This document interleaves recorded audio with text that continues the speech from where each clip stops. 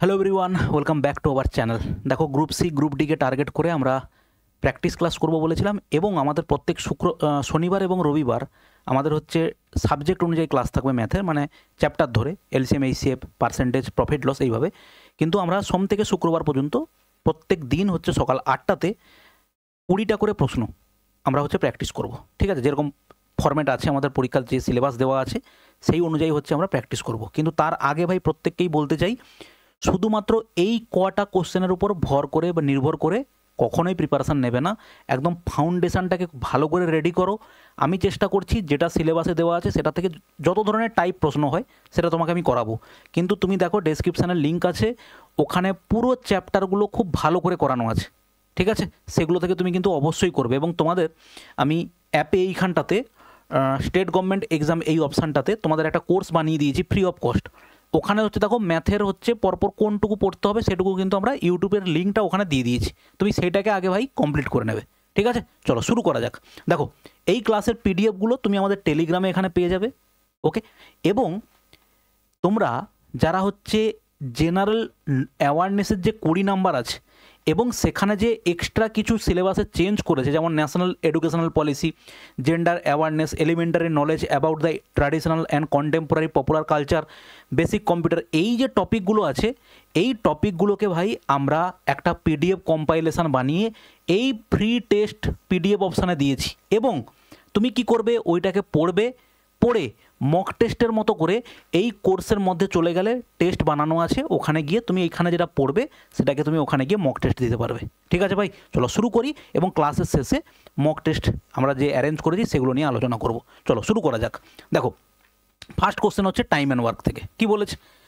X Y Z যথাক্রমে 24 দিন, 5 দিন এবং 12 দিনে একটি কাজ করতে পারে। তারা একসাথে কাজ করলে কত দিনে একই কাজ করতে পারবে? দেখো, এক্স হচ্ছে কাজটা কত দিনে করতে পারে স্যার? এক্স কাজটা করতে পারে 24 দিনে। ওয়াই কাজটা করতে পারে কত দিনে? বলো 5 দিনে। আর জেড কাজটা করতে পারে কত দিনে? বলেছে কত? বলো 12 দিনে। এবার দেখো এলসিএম এদের কত হবে, তুমি আলাদা করে বাইরে এলসিএম বের করো। দেখো আমরা দেখতে পাচ্ছি 12 এবং 24-এর মধ্যে কে বড়? 24 বড় মাল্টিপল হিসেবে।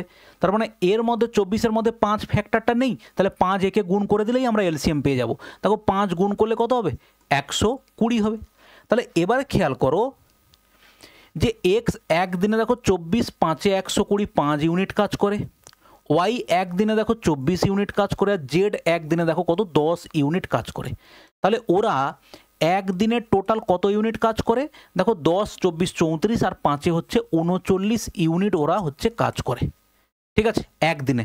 তাহলে 120 ইউনিট কাজ করতে স্যার কতদিন সময় লাগবে? আমরা জানি কি, সময় মানে time equal to total work by হচ্ছে ওদের এফিসিয়েন্সি বা কার্যক্ষমতা। একদিনে যে যতটুকু কাজ করে সেটাই হচ্ছে তার এফিসিয়েন্সি। তাহলে টোটাল ওয়ার্কের পরিমাণ কত স্যার? টোটাল ওয়ার্কের পরিমাণ দেখো 120, আর ওদের একদিনের কাজ কত? 39 হলো। তাহলে 3-এ কাটো, দেখো 3, 13, 39, 3, 4-এ দেখো 12, 40। তাহলে 13, 3-এ 39, 3 পূর্ণ 3 বাই দেখো 13 হচ্ছে, সরি 1/13। তাহলে অ্যান্সার হচ্ছে কত? 3 পূর্ণ 1/13 ডেজ হচ্ছে আমাদের কারেক্ট অ্যান্সার। নেক্সট কোশ্চেন দেখো ভাই, একটি জিনিসের বিক্রয় মূল্য হচ্ছে 616 টাকা। যদি ক্ষতির হার 30% হয় তাহলে জিনিসটার ক্রয় মূল্য কত? দেখো এক লাইনে লিখতে পারি, তুমি রেশিও পদ্ধতিতে করতে পারো, যে কোনো পদ্ধতি। জিনিসের বিক্রয় মূল্য হচ্ছে স্যার 616 টাকা। তাহলে জিনিসটার ক্রয় মূল্য কত? দেখো জিনিসটার ক্ষতি হয়েছে 30%, তার মানে তার ক্রয় মূল্য কত ছিল? ইন্টু কত করব? 100 বাই করবো হচ্ছে দেখো 70। এক লাইনে উত্তর কমপ্লিট। এটা করতে পারো। জিনিসের কেনা দাম এবং বিক্রয় মূল্যের তুমি হচ্ছে অনুপাত বার করো। কেনা দাম যদি স্যার 100 হয় তাহলে বিক্রয় মূল্য হচ্ছে কত হবে? স্যার 70 হবে, কারণ 30 টাকা লস করেছে। তাহলে এবারে সেখান থেকে আমরা বলতে পারি, কেটে দাও, আর আমাকে দেওয়া আছে কত? বিক্রয় মূল্য। তাহলে 7 ইউনিট মানে, বা তুমি এভাবে লিখতে পারো, 7 ইউনিট মানে দেখো 616, 1 ইউনিট মানে দেখো 22/7, আর 10 ইউনিট মানে কত হবে? ইন্টু দেখো 10 হবে। ঠিক আছে, তাহলে 7 8-এ 56, 7 8-এ 56, 5 হলো, 7 8-এ 56, দেখো অ্যান্সার হচ্ছে কত? 880। এই যে লাইনটা আমরা লিখেছি সেটাকে আমরা এক লাইনে এখানে লিখেছি, তাহলে সেটা 0 0 কেটে দিতে, আর 7-এ কাটলে দেখো 88 হতো। তাহলে কারেক্ট অ্যান্সার হচ্ছে দেখো 880। নেক্সট দেখো ভাই, এটা হচ্ছে কিসের অঙ্ক? এটা হচ্ছে রেশিও প্রপোর্শনের একটা অঙ্ক। দেখো এটা অনুপাত, এটা দেওয়া আছে, আর এই সাইনটা মানে হচ্ছে দেখো সমান চিহ্ন। 2 কিউব বাই হচ্ছে 8 টু দি পাওয়ার দেখো 5.06 সমান এখানে কত আছে 8 এর পাওয়ারে মাইনাস দেখো 4.06 বাই কত হচ্ছে দেখো এক্স। তাহলে কোনাকুনি গুণ করে দাও, কোনাকুনি গুণ করলে এটা কত হবে এক্স ইন্টু 2 এর কিউব মানে হচ্ছে স্যার 8, আর ওদিকে দেখো কোনাকুনি গুণ করলে কত 8 to the power 5.06 into 8 to the power দেখো মাইনাস 4.06। তাহলে সেখানে তুমি কি পেতে পারো, গুণের সময় পাওয়ারগুলো যোগ হয়, কিন্তু যোগ মানেটা কি স্যার 5 আর -3 যদি আমরা যোগ করি তাহলে কি হবে, অ্যাকচুয়ালি বিয়োগ হয়ে যাবে না, প্লাস মাইনাসে -3 করে। তাহলে এক্ষেত্রেও ঠিক তেমন, বেস যদি সমান থাকে পাওয়ারগুলো স্যার যোগ হবে, যোগ হওয়া মানে এখানে মাইনাস আছে বলে বিয়োগ। তাহলে 5.06 থেকে 0.06 বাদ দিলে 5.06 থেকে 4.06 বাদ দিলে কত হয় স্যার 1 হয়, আর এদিকে কত আছে x ইন্টু 8, তাহলে দুই দিক থেকে 8 বাদ গেল, তাহলে x এর ভ্যালু কত হবে বলো 1 হবে। কারেক্ট অ্যান্সার হচ্ছে 1। দুই দিক থেকে কেটে গেলে ভাই 0 হয় না কিন্তু, ঠিক আছে। আর এই যে কেটে গেল কথাটা বলি, এটা কিন্তু অ্যাকচুয়ালি কেটে দেওয়া নয়, দুই দিকে ভাগ করে দিলে দুদিকেই হচ্ছে ভাগ চলে যায়। ওকে, নেক্সট দেখো ভাই, দেখো যদি একটি পণ্যের দাম 36% বৃদ্ধি পায় তবে এর ব্যবহার কত শতাংশ কমাতে হবে যাতে পণ্যের খরচ একই থাকে। পার্সেন্টেজের সবথেকে ফেভারিট অঙ্ক হচ্ছে এটা। দেখো কিভাবে সহজে করতে পারি, জিনিসটার দাম আগে 100 ছিল, সেটা হচ্ছে 30% কি হয়েছে বলো বেড়েছে, 30% বেড়ে হয়েছে কত 136। তাহলে এখন কত কমাতে হবে যাতে আগের অবস্থায় খরচ কম হয়। 136-এ আমি কত কমাবো স্যার 36 কমাবো, তাহলে পার্সেন্টেজ কত হবে এটা ইন্টু কী করবো বলো 100 করব। দেখো এটা কত কাটবে 4-এ কাটবে, 4 3-এ 12, 4 4-এ 16, 4 9-এ 36, 2-এ কাটলে 2 17, আর দেখো 2 50। তাহলে এখান থেকে আমরা পাচ্ছি 9 5-এ 45, 450 বাই হচ্ছে দেখো 17, তাহলে 17 2-এ কত হচ্ছে 34। তাহলে এখানে অ্যান্সার কত আছে, আচ্ছা দেখো 17 2-এ হচ্ছে কত 34, তার মানে বাদ দিলে দেখো 110, 17 5-এ 17 6 102, 17 6 হচ্ছে 102 যাবে, তাহলে 26 দশমিক সামথিং হচ্ছে স্যার আমাদের কারেক্ট অ্যান্সার। ওকে, নেক্সট দেখো ভাই, এগুলো তোমাকে আমি আবারও বলছি, যদি বুঝতে যদি কেউ না পারো তাহলে জানবে তোমার ফাউন্ডেশনে অনেক প্রবলেম আছে, এগুলো ভাই জল ভাত প্রশ্ন এগুলো, ঠিক আছে। অতএব ফাউন্ডেশন যত তাড়াতাড়ি পারো রেডি করে নাও। নেক্সট দেখো ভাই, x জন বালক একটি কাজ 80 দিনে করতে পারে, কত দিনে একই কাজ 2x বালক অর্ধেক কাজ করতে পারবে। আমাদের সূত্র কি আছে sir, m1 d1 into t1 by w1, এখানে কি হবে m2 d2 ইন্টু দেখো কত হবে t2 বাই দেখো কত হবে w2। তাহলে এখানে কি আছে x জন বালক 10 দিন, টাইম দেওয়া নেই, তাহলে x জন 80 দিনে যত পরিমাণ কাজ করে তার অর্ধেক কাজ করবে বলেছে, তার মানে আমরা ধরে নিই এখানে 2 ইউনিট কাজ করে। আর এদিকে কত কাজ হবে 2x সংখ্যক বালক কত দিন আমি জানি না, d ধরলাম, তাহলে যত কাজ করার কথা ছিল তার হাফ কাজ করবে মানে 1 ইউনিট কাজ করবে। এবারে তুমি এটাকে সিম্পলিফাই করো, দেখো দুদিক থেকে x আর বাদ যাবে, 2-এ কাটলে দেখো কত হবে 2 40-এ 80, আর এদিক থেকে 2-এ কাটলে দেখো 2 20, তাহলে d এর ভ্যালু কত হলো, d এর ভ্যালু হচ্ছে স্যার হলো 20 দিন। ওকে, নেক্সট দেখো ভাই, সিম্পল একটা সিম্পলিফিকেশন আছে এবং এর জন্য তোমাকে মানতে হবে কি এই নিয়মটা, BOD MAS, এই দিক থেকে এই দিকে আগে যেটা থাকবে, বি মানে কি ব্র্যাকেটের কাজ আগে হবে, ও মানে কি অফ এর কাজ, ডি মানে ডিভিশন ভাগ, এম মানে মাল্টিপ্লিকেশন গুণ, এ মানে অ্যাডিশন, আর এস মানে সাবট্রাকশন মানে বিয়োগ। দেখো আমরা এখানে কি করতে পারি, প্রথম দেখো যেটা দেওয়া আছে এইটুকু পার্ট ভাগ আছে, আমরা ভাগ করে দিলাম 144-কে 12 দিয়ে ভাগ করলে 12 হবে, প্লাস দেখো কত হবে 4-এর স্কোয়ার মানে দেখো কত হচ্ছে 16, এখানে দেখো মাইনাস আছে, -44 লিখতে অসুবিধে নেই। এবারে এদিকে দেখো ভাগ গুণ আছে, তাহলে 3 দিয়ে ভাগ করলে কত হবে 18 হবে, আর 18-র সাথে 2 গুণ করলে কত হবে 18 2 54, তার মানে প্লাস দেখো কত হবে, সরি 18 2 কত হবে 36, এটা 3 দিয়ে কাটলে 18 হলো, 18 আর 2 গুণ করলে কত হবে দেখো 36 হবে। তাহলে এবারে তুমি এখানে বাদ দাও, সব যোগগুলোকে একদিকে হিসাব করে নাও, 36 আর 16, 16 আর 36 আর কত হবে 52 হবে, 52 আর হচ্ছে 12 কত হবে 64, তার থেকে বাদ যাবে কত 44, তাহলে 64 থেকে 44 বাদ গেলে কত হবে স্যার 20 হচ্ছে কারেক্ট অ্যান্সার। নেক্সট দেখো টম 6 ঘন্টায় এত কিমি ভ্রমণ করেছে। তার মোট ভ্রমণের মধ্যে সে প্রথম অংশ বাসে এত কিলোমিটার প্রতি ঘন্টা এবং অবশিষ্ট অংশ 55 কিলোমিটার প্রতি ঘন্টা বেগে ভ্রমণ করেছে। সে ট্রেনে কত দূরত্ব ভ্রমণ করেছে? ভাই দুভাবে করা যায়, এক হচ্ছে অ্যালিগেশন পদ্ধতি, আর একটা হচ্ছে নর্মাল পদ্ধতি। নর্মাল পদ্ধতি তোমাকে সাজিয়ে দিচ্ছি, তুমি ক্যালকুলেশন করো। আর অ্যালিগেশন দেখো 2 লাইনে উত্তর হবে। দেখো নর্মাল পদ্ধতি কি, আমি ধরে নেই সে ট্রেনে কত দূরত্ব অতিক্রম করেছে, আমি ধরে নেই ট্রেনে অতিক্রম করেছে এক্স কিলোমিটার, ঠিক আছে স্যার। আর বাদ বাকিটা কিসে ভ্রমণ করেছে? বাসে। তাহলে আমার টোটাল ডিস্টেন্স ধরো এইটা কত দেওয়া আছে স্যার, টোটাল ডিস্টেন্স 285। তাহলে ট্রেনে সে ভ্রমণ করেছে কত? এক্স। তার মানে বাসে ভ্রমণ করেছে সে 285 মাইনাস দেখো এক্স। এবারে আমাদের টাইমের সূত্র কি আছে স্যার? টাইম ইকুয়াল টু দেখো ডিস্টেন্স বাই হচ্ছে স্যার স্পিড, ঠিক আছে। তাহলে 40 কিলোমিটার প্রতি ঘন্টা কেসে গেছে, সে প্রথম অংশ বাসে গেছে। তাহলে এটা প্রথম অংশ কি হচ্ছে, সে বাসে গেছে 40 কিলোমিটার প্রতি ঘন্টা, অবশিষ্ট হচ্ছে ট্রেন 55 কিলোমিটার প্রতি ঘন্টা, ঠিক আছে। তাহলে এবার দেখো, তাহলে ট্রেনে যেতে তার সময় কত লাগবে? Distance by speed, X by দেখো কত হচ্ছে 55। বাসে যেতে সময় লাগবে 285 মাইনাস দেখো এক্স বাই হচ্ছে 40। তাহলে এর জন্য সময় আর এর জন্য সময়, তাহলে টোটাল সময় তোমাকে দেওয়া আছে কত? দেখো 6 ঘন্টা। এবারে তোমাকে এখান থেকে ক্যালকুলেশন করে এক্সের ভ্যালুটা বের করতে হবে, ঠিক আছে ভাই। এবার দেখো আমরা এটাকে অ্যালিগেশনে 2 লাইনে করতে পারি। কীরকম দেখো, সে বাসে গেছে কতটা? 40 কিলোমিটার প্রতি ঘন্টা বেগে। ট্রেনে গেছে কত কিলোমিটার বেগে? 55 কিলোমিটার প্রতি ঘন্টা বেগে। তার ওভারঅল অ্যাভারেজ কত ভেলোসিটি আছে দেখো, কেউ যদি 6 ঘন্টায় 285 কিমি কভার করে তাহলে তার অ্যাভারেজ স্পিড কত বলতে পারি? দেখো 285 বাই হচ্ছে কত? 6। তাহলে এটা হচ্ছে তার অ্যাভারেজ স্পিড, সেটাকে আমরা বসাবো এখানে। দেখো 285 বাই হচ্ছে দেখো 6, প্রত্যেককে 6 দিয়ে স্যার গুণ করে দিলাম। তাহলে 6 দিয়ে যদি আমরা প্রত্যেককে গুণ করি, এটাকে 6 দিয়ে গুণ করলে কত হবে? 240 হবে স্যার, তাই না? এটা হচ্ছে কত? 240। এটা কত আছে? 285। এটাকে 6 দিয়ে গুণ করলে কত হবে? 6 5 30, আর 6 5 30 মানে হচ্ছে 330 হবে। এবারে দেখো তুমি যদি এদেরকে এদের হচ্ছে অ্যালিগেশনে বসাও, এটা এর আর এর ডিফারেন্স কত হচ্ছে?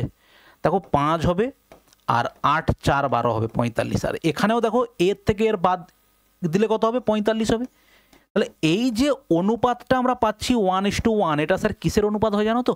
অ্যালিগেশনে এখানে আমরা কি করছি? স্পিডের অ্যালিগেশন করছি। Speed equal to distance by time. এই যে অনুপাতটা পাওয়া যাবে সেটা হচ্ছে ডিস্টেন্স বাই যে টাইম, এখানে নিচে যেটা আছে সেটার হচ্ছে অনুপাত পাওয়া যাবে। তাহলে এখানে সময়ের অনুপাত কত হলো? 1:1। তার মানে সে যে দুটো জার্নি করেছে সমান সময় ধরে, মানে ট্রেনে করেও সে গেছে 3 ঘন্টা আর বাসে করে গেছে হচ্ছে 3 ঘন্টা, ঠিক আছে। তাহলে এবার দেখো ট্রেনে বলেছে সে কত রাস্তা অতিক্রম করেছে, তাহলে ডিস্টেন্স ইকুয়াল টু স্যার কত হয়? স্পিড ইন্টু টাইম হয়। তাহলে স্পিড 55, সময় হচ্ছে কত? 3, গুণ করলে কত হবে? দেখো 165 হবে। 5 3 15, হাতে 1, 5 3 15 আর 1 হচ্ছে 16। অতএব 165 কিলোমিটার সে ভ্রমণ করেছে কিসে? ট্রেনে। 50টি সংখ্যার গড় 23, প্রতিটি সংখ্যাকে 13 দিয়ে গুণ করা হলে নতুন গড় কত হয়? এই ধরনের অঙ্কের উত্তর কি হবে স্যার? জাস্ট গড় যেটা দেওয়া আছে প্রত্যেককে যেটা দিয়ে গুণ করবে বলেছে, আমি নতুন ওকে গড় দিয়ে গুণ করব। প্রত্যেকটি সংখ্যার গড় 23, তো প্রত্যেককে 13 দিয়ে গুণ করা মানে গড়কেও 13 দিয়ে গুণ করা। তাহলে 13 3 39, 9 হাতে 3, 13 2 26, আর 3 হচ্ছে দেখো 299। এটা যদি বলতো প্রত্যেক সংখ্যা 10 বাড়িয়ে দেওয়া হয়েছে, তাহলে নতুন গড় কত হতো? আমরা এই গড়ের সঙ্গে 10 যোগ করতাম স্যার। যদি বলতো 5 বাদ দিয়ে দেওয়া হয়েছে, তাহলে আমরা কি করতাম? এই যে গড়টা বেরিয়েছে তার থেকে 5কে বাদ দিয়ে দিতাম। ওকে, নেক্সট দেখো, একটি গ্রামের জনসংখ্যা 40% বার্ষিক হারে হ্রাস পায় যদি ওই গ্রামে 2 বছর আগের জনসংখ্যা 15,000 ছিল, তবে বর্তমান জনসংখ্যা কত? দেখো 2 বছর করে হ্রাস পেয়েছে, 40% মানে দেখো 2/5, তাই তো? কীভাবে স্যার? 40/100 করবো, 20 2 40, 20 5 100। তাহলে 5-এর মধ্যে 2 প্রত্যেক বছর কমে যায়। আমার বর্তমানে লোক আছে কত? 15,000। তাহলে 5-এর মধ্যে যদি স্যার 2 কমে যায় তাহলে আছে কত? 3। তাহলে বর্তমানেও কত? 2 বছর পর পর কমেছে, তার মানে সেটা কত হবে? 5, এটা 3 হবে। এরপরে দেখো আমরা একটা জিনিস করতে পারি, এটা 3 × 3 মানে হচ্ছে 9-এর মাল্টিপল। 9-এর মাল্টিপল মানে ডিজিটাল সাম 0 হবে। তাহলে ডিজিটাল সাম 0 কোনটা হচ্ছে? 5 আর 4 দেখো 9, তাহলে এটা ডিজিটাল সাম হচ্ছে 0। 5 আর 3 দেখো 8, 5 আর 4 9 বাদ গেল দেখো 4, এখানে 4 আর 4 দেখো 8, তার মানে একটারই ডিজিটাল সাম 0 হচ্ছে, অতএব কারেক্ট অ্যান্সার হচ্ছে স্যার ওটাই হবে। তুমি গুণ করলে গুণ করতে পারো, দেখো 25 5 5 25, দুটো শূন্য কাটলে 25 4 100, 15 4 কত হচ্ছে দেখো 60, আর 3 3 দেখো কত হচ্ছে 9, তাই তো 9 6 কত হলো দেখো 54। ওকে, আচ্ছা ওখানে 15,000 ছিল না, আর একটা শূন্য আছে, তার মানে এখানে আর একটা শূন্য হবে। কারেক্ট অ্যান্সার হচ্ছে দেখো 5400 হচ্ছে আমাদের কারেক্ট অ্যান্সার। তুমি ডিজিটাল সাম দেখেই যখনই তুমি এই ধরনের জিনিসগুলো পাবে না ভাই, তখন তোমাকে কিন্তু এগুলো অ্যাপ্লাই করতে হবে। কোথায় ডিজিটাল সাম অ্যাপ্লাই করতে পারি, কোথায় আমরা ইউনিট ডিজিট অ্যাপ্লাই করতে পারি, কোথায় ডিভিজিবিলিটি রুল অ্যাপ্লাই করতে পারি, ঠিক আছে, এগুলো কিন্তু পরপর তোমাকে শিখতে হবে। নেক্সট দেখো, একটি বাস প্রথমে 100 কিমি যায় 100 কিলোমিটার প্রতি ঘন্টা বেগে, পরবর্তী 150 কিলোমিটার যায় 90 কিলোমিটার প্রতি ঘন্টা বেগে, বাসটির গড় গতিবেগ কত? গড় গতিবেগ আমরা কি জানি স্যার? গড় গতিবেগ আমরা জানি টোটাল ডিস্টেন্স বাই হচ্ছে total time. Total distance by দেখো টোটাল টাইম। দেখো আবার টাইম মানে কি জানি স্যার? টাইম মানে জানি দেখো ডিস্টেন্স বাই স্পিড জানি, ঠিক আছে। তাহলে টোটাল ডিস্টেন্স দেখো, প্রথমে ও গেছে কত 100 কিলোমিটার, তাই তো 100 কিলোমিটার যেতে ওর সময় কত লাগবে? আমরা আবারও বলছি টাইম ইকুয়াল টু কী হয়? Distance by speed. স্পিড দেওয়া আছে 100 কিমি প্রতি ঘন্টা, তাহলে ওর সময় লাগবে কত? 100 কিমি গেছে 100 কিমি প্রতি ঘন্টা বেগে, তার মানে সময় লাগবে ওর 1 ঘন্টা। তাহলে এখান থেকে আমরা পেয়ে গেলাম। পরে দেখো গেছে 150 কিলোমিটার, ঠিক আছে, তাহলে 150 কিলোমিটার যেতে কত সময় লাগবে? তাহলে 150 কিলোমিটার তার স্পিড কত? 90 কিমি প্রতি ঘন্টা বেগে গেছে, তাহলে 0 0 বাদ দাও, 3 3 9, দেখো 3 5 15, তাহলে সেখান থেকে আমরা বলতে পারি ওপরে যোগ করলে কত হবে? 250, 250 কিলোমিটার। এটা দেখো কি হবে? 3 1 3 আর 5 কত হচ্ছে? এটা 8 হচ্ছে, আর ওপরে চলে গেল কত? 3 হয়ে গেল, তাহলে 2 4 8, আর দেখো 2 1 2, 2 2 4, 2 5 10, তাহলে এখানে গুণ করলে কত হবে? 375 বাই হচ্ছে দেখো 4, ঠিক আছে। তাহলে এখান থেকে আমরা পাবো 4 9 36, আর এটা হচ্ছে দেখো 15 আছে, 4 3 12, 93 দশমিক সামথিং। কারেক্ট অ্যান্সার হচ্ছে আমাদের বি হচ্ছে কারেক্ট অ্যান্সার, ঠিক আছে ভাই। নেক্সট দেখো, দেখো এই অনুপাতের প্রতিটি পদের সাথে কত যোগ করলে অনুপাতটি 3:5 হবে? দেখো আমরা সিম্পল অপশান টেস্ট করে নেব। 6 যোগ করলে কত পাবো? 11, অনুপাত হচ্ছে দেখো 17, তাহলে কি স্যার এটা হচ্ছে না? 4 যোগ করলে 5 4 দেখো 9, আর 4 আর 11 হচ্ছে কত? 15। সিম্পলিফাই করো, 3 3 9, 3 5 15, তাহলে 3:5, তাহলে 3:5 হচ্ছে, অতএব কারেক্ট অ্যান্সার স্যার হচ্ছে কত? বি। ওকে, নেক্সট দেখো, কোন বৃহত্তম সংখ্যা দ্বারা 4 5 6 এবং 5 5 3কে ভাগ করলে 6 ও 3 অবশিষ্ট থাকবে? এর অ্যাকচুয়াল প্রসেস কি স্যার? অ্যাকচুয়াল প্রসেস হচ্ছে এদের এইচসিএফ বার করতে হবে। কাদের কাদের? এই যে 4 5 6কে ভাগ করলে 6 ভাগশেষ থাকে, ওই জন্য 6 বাদ দিলাম, আর এখানে হচ্ছে দেখো 5 5 3কে 3 ভাগশেষ থাকে, অতএব 3। তাহলে এই যে উত্তরটা বেরোবে তাদের গসাগু বার করলে তুমি পেয়ে যাবে এক্স্যাক্টলি উত্তর। কিন্তু সেই আবারও কথা বলছি কি, আমরা এখানে অপশান টেস্ট করব। কিভাবে? বৃহত্তম সংখ্যা, এদের মধ্যে বৃহত্তমকে 50, দেখো 50 দিয়ে তুমি যদি একে ভাগ করো, 5 9 45, 6 ভাগশেষ থাকছে, মিলল। 50 দিয়ে তুমি যদি এখানে ভাগ করো, 50 11 55, 550, তাহলে 3 ভাগশেষ থাকছে, অতএব কারেক্ট অ্যান্সার হচ্ছে আমাদের বি হচ্ছে কারেক্ট অ্যান্সার। এগুলো এলসিএম এইচসিএফের অঙ্ক দেখো খুব সিম্পলভাবে করা যায়, ঠিক আছে। নেক্সট দেখো ভাই, হর্ষিতা একটা কাপড়ের দোকানে গিয়েছিল, সেখানে 2,999 টাকায় কাপড় 20% ছাড়ে বিক্রি হয়। হর্ষিতা যদি কাপড়টি কিনতো তাহলে কত টাকা তাকে খরচ করতে হতো? দেখো 20% যদি ছাড়ে জিনিসটা কেনে, 20% মানে কি স্যার? 1/5, তাহলে 5-এর মধ্যে যদি 1 টাকা ছাড়ে জিনিস কেনে, তাহলে টাকাটা কত দিয়েছে? 4 টাকা ইন্টু 5। তাহলে আমাদের এখানে কাপড়ের দাম কত আছে স্যার? 2,999।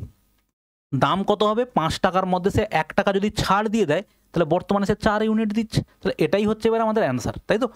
সব থেকে সহজ পদ্ধতি হচ্ছে কি, গুণ করার থেকে তুমি এটাকে ভেবে নাও 3000 - 1 ভেবে নাও, তাই তো। 2,999 3000 - 1, তাহলে 4 দিয়ে গুণ করলে দেখো 4 3 12, 12,000 মাইনাস দেখো 4, 4 দিয়ে যদি গুণ করি 4 3 12,000 - 4, তাহলে সেটা বাদ দিলে কত হবে? 11,996 বাই দেখো কত হচ্ছে? 5, ঠিক আছে। এবার তুমি একে 5 দিয়ে ভাগ করো। 5 দিয়ে ভাগ করার থেকে বেস্ট হচ্ছে কি স্যার? এখানে 2 দিয়ে গুণ করে দেওয়া এবং উপরে 2 দিয়ে গুণ করলে সুবিধা কি হবে দেখো তুমি নিজে বুঝতে পারবে। 6 2 12, হাতে 1, 9 2 18, 19 9 হাতে 1, 9 2 18, 19 9 হাতে 1, 11 2 22, একে দেখো 23, 22 নিচে 10, তাহলে দশমিক জাস্ট একটা ঘর বাঁ দিকে বসিয়ে দেবো। দেখো 2399.2, 2399.2 হচ্ছে আমাদের এখানে কারেক্ট অ্যান্সার আছে। এই ক্যালকুলেশন তুমি যদি করো তাহলে হচ্ছে ভাই তোমার সময়টা হচ্ছে অনেকটা বেঁচে যাবে, ঠিক আছে। আর নাহলে ধরে ধরে একটা একটা যদি করতে যাও তাহলে কিন্তু সময় অনেকটা বেশি লাগবে। দেখো 12% সুদের হারে 14 মাসে 5,000 টাকা কত সরল সুদ অর্জন করবে? তাহলে আমাদের কত সুদ হবে? দেখো 5,000 টাকাতে কত মাসে? 14 মাসে 12% হিসেবে, তার মানে আমি লিখলাম হচ্ছে 12%, 14 মাস, তাহলে 14 মাসকে বছরে করলে কত হবে? 12 হবে। দেখো এবার এটাকে তুমি সিম্পলিফাই করো, 12 12 কেটে গেল, পার্সেন্টেজ চিহ্ন তুললে হচ্ছে দুটো শূন্য বাদ যাবে, তাহলে দেখো 14 5 70, আর এখানে হচ্ছে শূন্য আছে, তার মানে অ্যান্সার হবে কত? 700 হচ্ছে কারেক্ট অ্যান্সার। নেক্সট দেখো ভাই, একটি মোটর বাইক গত বছর দাম ছিল 7,000 টাকা, এই বছর যদি 10% দাম বৃদ্ধি পায় তাহলে বাইকটির দাম কত? দেখো 7,000 টাকার 10% স্যার কত? 7,000 টাকার 10% পার্সেন্টেজ ড্রপ করলে দুটো শূন্য বাদ যাবে, তার মানে জাস্ট 700 টাকা বাইকটার দাম বেড়েছে। তাহলে 7,000 টাকায় 700 টাকা বাড়লে কত হবে? 7,700 টাকা। ওকে, নেক্সট দেখো ভাই, দেখো এক্সের 24%-এর 10% 240 হয়, তাহলে এক্স সমান কত? এক্সের 24%, দেখো 24/100 করলাম, 10/100 করলাম, সমান কত হবে? 240 বলেছে, এটা সমান 240। দেখো সিম্পল, একবার 0 0 বাদ দাও, 24 24 বাদ দাও, তাহলে এক্স ইকুয়াল টু কত হলো? এখানে দুটো এখানে দুটো, তাহলে টোটাল হচ্ছে 4টে শূন্য। কারেক্ট অ্যান্সার হচ্ছে আমাদের সি হচ্ছে কারেক্ট অ্যান্সার। 5টি ক্রমিক স্বাভাবিক সংখ্যার গড় 43 হলে বড় সংখ্যাটা স্যার কত? তাহলে ক্রমিক সংখ্যা যদি হয় তখন আমরা কি লিখতে পারি স্যার? 5টা স্বাভাবিক সংখ্যা, তো এইভাবে লিখলাম। আমরা জানি কি তাদের মধ্যে গড় যেটা সে কোথায় বসে? এইখানে মাঝখানে বসে। এবার তাদের মধ্যে বড় সংখ্যাটা কি হবে? 45, ক্রমিক সংখ্যা বলেছে, 45-এর পরে স্যার 46, তারপরে সংখ্যা হচ্ছে স্যার 47। কারেক্ট অ্যান্সার হচ্ছে আমাদের কত? 5টি কোথায় ভুল লিখলাম নাকি? সরি, 43 ছিল, তাই না? আমি 45 লিখে দিয়েছি ভুল করে, এটা ছিল স্যার 43। তাহলে 43-এর পরে কত হবে? 44 হবে, আর এটা কত হবে স্যার? 45। কারেক্ট অ্যান্সার হচ্ছে দেখো সি। ওকে, নেক্সট দেখো, এক্স একটি কাজ 15 দিনে, ওয়াই 10 দিনে করতে পারে যদি তারা একসঙ্গে 3 দিন কাজ করে এবং বাকি কাজ জেড একদিনে শেষ করে এবং পুরো কাজটি করে তারা 4,000 টাকা পায়, তাহলে জেড কত শতাংশ শেয়ার পাবে? ঠিক আছে ভাই, দেখো এখানে এক্স কাজটা করে কত দিনে? এক্স কাজ করে 15 দিনে, ওয়াই কাজ করে স্যার কত দিনে? ওয়াই কাজ করে 10 দিনে। টোটাল কাজের পরিমাণ আমি ধরলাম 30, এ হচ্ছে 15 2 30, এফিসিয়েন্সি 2, আর এর এফিসিয়েন্সি স্যার আমরা পেলাম হচ্ছে 3। এবার দেখো ওরা কতদিন কাজ করবে বলেছে স্যার? ওরা হচ্ছে একসঙ্গে 3 দিন কাজ করে, তারা ওরা এক দিনে কতটা কাজ করে? 5 ইউনিট কাজ করে। দেখো এক্স একদিনে 2 ইউনিট, ওয়াই একদিনে 3 ইউনিট, তাহলে দুজন মিলে একদিনে 5 ইউনিট কাজ করে, তাহলে ওরা একসঙ্গে 3 দিন কাজ করেছে। 3 দিনে স্যার কতটা কাজ হয়েছে?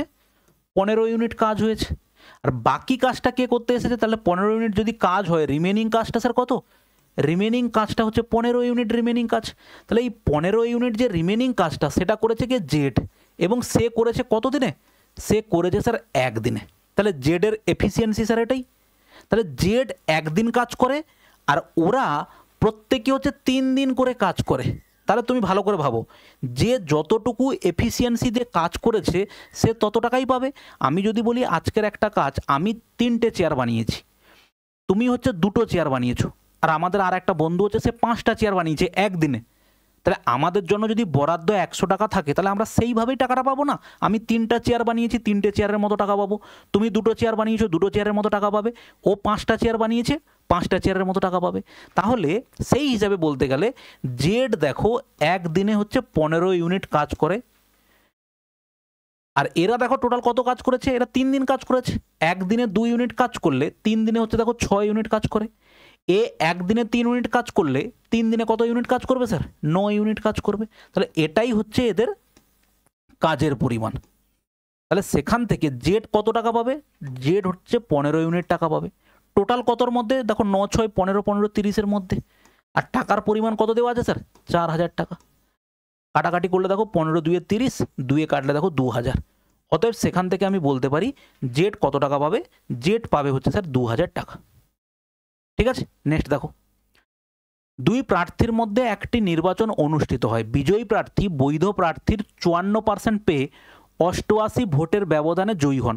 যদি 58টি ভোট অবৈধ ঘোষণা করা হয়ে থাকে তাহলে নির্বাচনে মোট কত ভোট পড়েছিল তা নির্ণয় করো। কিভাবে করব স্যার, টোটাল ভোট আমি ধরে নিই কত, এক্স। তাহলে টোটাল ভোটের মধ্যে বৈধ ভোট স্যার কত, 58টা ভোট বাদ চলে গেছে। তার মানে এটাই হচ্ছে স্যার আমাদের বৈধ ভোট। বৈধর 54% পেয়েছে বিজয়ী, তাহলে বৈধর 54% হচ্ছে বিজয়ী যদি পায়, তাহলে নিশ্চয়ই বৈধর বাকি ভোটটা পেয়েছে কে, যে হেরে গেছে। তাহলে 54% যদি একজন পায় তাহলে আর একজন পেয়েছে কত, দেখো 46%। বলো হ্যাঁ কি না? 100-র মধ্যে 54 টাকা যদি আমার বন্ধু পেয়ে যায়, বাকি টাকাটা আমি পেয়েছি, বাকি টাকার পরিমাণ কত, 46 টাকা। তাহলে সেটাই হচ্ছে তাদের মার্জিন বলতে পারি। বা একে 88 ভোটে হারিয়েছে, তাহলে ডিফারেন্স কত, এক্স মাইনাস দেখো 58 তো থাকলো, আর 54 থেকে 46 বাদ দিলে কত হবে স্যার, 8%। তাহলে এর 8%টাই হচ্ছে কি মার্জিন। সেটা কত দেওয়া আছে এখানে, দেখো 88 দেওয়া আছে। তাহলে এই পার্সেন্টেজ চিহ্নটা তুললে 8/1 কত, 100। তাহলে 8-এ কাটলে দেখো 8 11, 100টা ওদিকে গুণ হবে, এক্স মাইনাস দেখো কত 58 ইকুয়াল টু 1100। অতএব এক্স ইকুয়াল টু কত হবে, 1100 প্লাস দেখো 58। অতএব কারেক্ট অ্যান্সার হচ্ছে 1158 হচ্ছে আমাদের কারেক্ট অ্যান্সার। ঠিক আছে ভাই, নেক্সট দেখো, এবং আমাদের লাস্ট কোশ্চেন আজকে। আর্থিক সংকটের কারণে একটি কারখানায় কর্মীদের বেতন 20% কমানো হয়েছিল, তাদের বেতন আবার আগের জায়গায় ফিরিয়ে আনতে এটি কত শতাংশ বাড়াতে হবে। দেখো একদম সামনে প্রথমে যে অঙ্কটা বলেছিলাম ওখানে কি জিনিসের দাম এত কমেছে, ঠিক আছে, বা জিনিসের দাম এত % বেড়েছে, আগের অবস্থায় ফিরে আসতে গেলে কি করতে হবে, ঠিক তেমন 100 ছিল কর্মচারীদের বেতন, 20% বেতন কমিয়ে দিয়েছে, মানে হয়েছে 80। তাহলে আগের জায়গায় আসতে গেলে ওকে 20 টাকা বাড়াতে হবে। কততে 20 বাড়াবে গো, 80-র মধ্যে বর্তমানে 20 বাড়াবে। তাহলে পার্সেন্টেজ মানে কত, ইন্টু 100। দেখো 20 4-এ 80, 4-এ কাটলে দেখো 4 25। অতএব বলতে পারি 25% হচ্ছে কি করতে হবে, ওকে পার্সেন্টেজ বাড়াতে হবে। ঠিক আছে ভাই, যারা এখনও পর্যন্ত ভালো করে প্রিপারেশান নিচ্ছ, প্র্যাকটিস সেট যদি ভালো করে দিতে চাও, মক টেস্ট ভালো করে দিতে চাও, একদম সিলেবাস অনুযায়ী, সিলেবাসে যা যা নতুন নতুন টপিকগুলো অ্যাড হয়েছে সেগুলো নিয়ে দেখো আমরা গ্রুপ সি এবং গ্রুপ ডি এর জন্য 50টা করে ভাই মক টেস্ট বানিয়েছি। মানে প্র্যাকটিসটা কোন লেভেলে হবে তুমি ভাবতে পারছো। এবং সেখানে থাকবে ডিটেলস সলিউশন, থাকবে ম্যাথ জিআইয়ের সলিউশন থাকবে ডিটেলস। ঠিক আছে, আর এটা হচ্ছে আমাদের ফ্রি টেস্টের শিডিউল, যেটা হচ্ছে প্রত্যেক সপ্তাহে তুমি মঙ্গলবার এবং হচ্ছে দেখো কবে, মঙ্গলবার হচ্ছে শুক্রবার, মঙ্গলবার দেখো WBSSC গ্রুপ সি এবং শুক্রবারে WBSSC গ্রুপ ডি এর হচ্ছে মক টেস্ট থাকবে, এবং সেটা হচ্ছে কোটায় সকাল 10টাতে। ঠিক আছে, আর এগুলো অলরেডি আমাদের কি হয়েছে অ্যাপে, তুমি কোথায় পাবে, অ্যাপের হচ্ছে তুমি এই জায়গাটাতে পেয়ে গেলে তুমি পেয়ে যাবে, সেটা হচ্ছে এইখানে অ্যাপের হচ্ছে পেড টেস্ট সিরিজ অপশানে গেলে তুমি হচ্ছে আমাদের পেড মক টেস্টগুলো পেয়ে যাবে। আর ফ্রি টেস্ট দিতে চাইলে তুমি এখানে হচ্ছে ফ্রি টেস্ট পেয়ে যাবে। ঠিক আছে ভাই, চলো ভালো থাকবে, দেখা হচ্ছে আমাদের নেক্সট ভিডিওতে, বাই।